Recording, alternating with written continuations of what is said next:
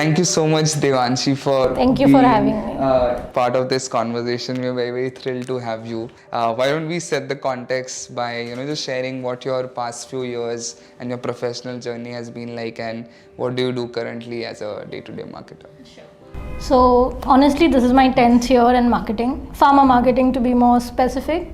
So I have a background all in pharmacy. Like I've done everything in pharmacy. Though if you today ask me, do I know everything? Maybe not, I'm still learning. So I started with an organization about 10 years back, which was my first organization. Worked in the cardiovascular therapy there for 7 years. Moved to my current organization, which is Sun. And I've been here with them for 4 years, and I've got like amazing opportunities with these guys. But I'll tell you, like in the last 10 years with 2 organizations, you might feel that I haven't moved around a lot, which is a fact, but I do believe that, once you're stable with the same organization for a longer period, you learn a lot. I think the first thing, being consistent definitely is there, but I think the first thing is, you have a certain strategy, a certain brand story that you have, and you have to consistently build on it. You need to create new ideas, but you can't really shift from the core personality of the brand. Like sometimes you have brilliant ideas, but you can't execute them because they're a little deviating from your brand story. So like, how do you fit that in the same mold of the brand personality? I think that would be the first thing, I feel. Second thing, like we were discussing earlier, getting too emotionally attached to your own ideas. Like sometimes you think it is so brilliant, and it is, at times it is. I do not deny. Sometimes people come up with brilliant ideas, but you also have to understand the practicality of executing those ideas and the repercussions that it will lead to. So sometimes you have to be open to feedback and allowing it to tweak a little. I agree that sometimes it kills the creative ideologies, but the kind of industry we are in, where you are like, you're in the mission of helping the most noble profession, saving lives. You have to do that. Like you cannot send out viral content. Okay, I'll break your questions into 2.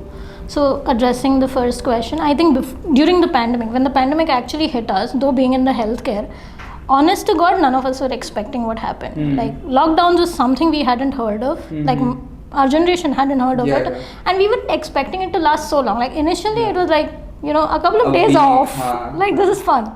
But when it really hit us, we were not prepared. Like most people would feel that the pharma industry was prepared, but it wasn't. Second, I think what I saw was the agility of the industry, how fast they adapted, how fast the doctors adapted.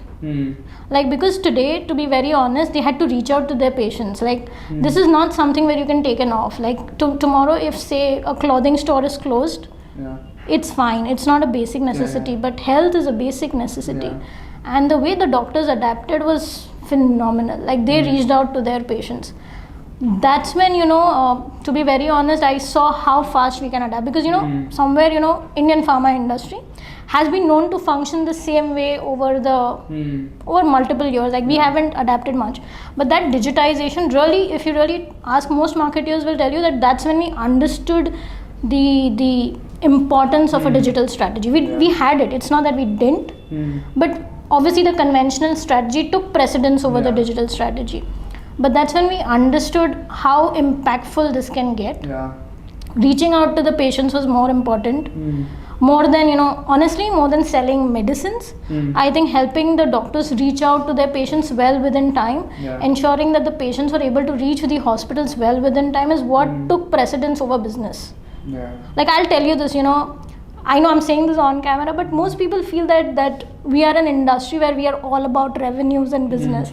But honestly, it's not that. At the end of the day, it's about like, I will have a bigger high if the patient is safe, if the doctor comes back to me and says that, your brand helped me save the patient's life. That's a way bigger high. Then obviously I love the money I make, but yeah, that was one part of the story. So before and after, it was very different. During the pandemic, I'll tell you what happened. Somewhere we also went overboard.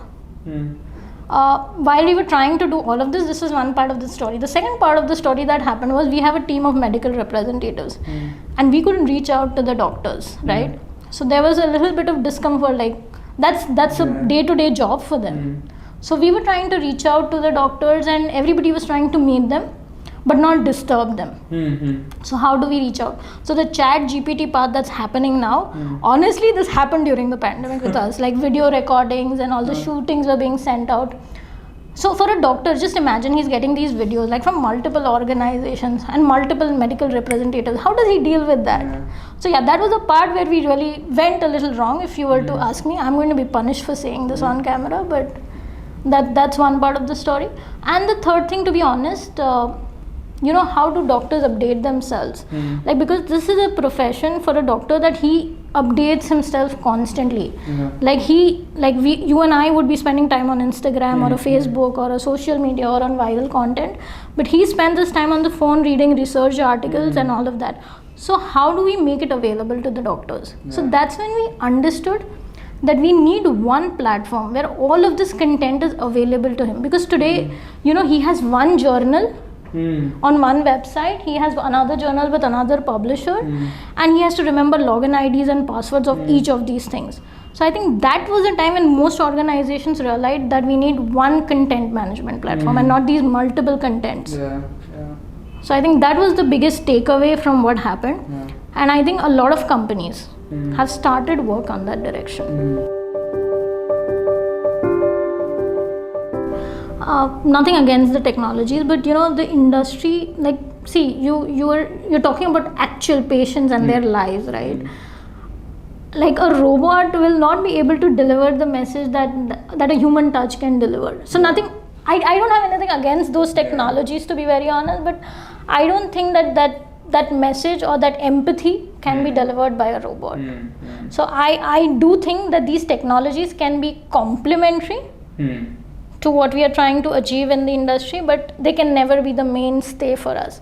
Like, I still think that, say, 50 years down the line, you still need a physical touch. Like, imagine if you had a chat GPT as your doctor. Would you be trusting it? No, I still don't like those Practo or Uspe chatting with the doctor. You need to, like, I, as a child, when I had this family doctor, and I used to always say, just by looking at him, I feel like 50% better. So you just can't replace people in this industry. You need that physical touch, you need that empathy. Like, the EQ of this industry is so high, emotional quotient. Like, honestly, like, I'll tell you, like, if somebody in my family is unwell, despite being in this industry, like, once the patient walks out, I will ask the doctor, is she going to be fine or is he going to get better, doctor?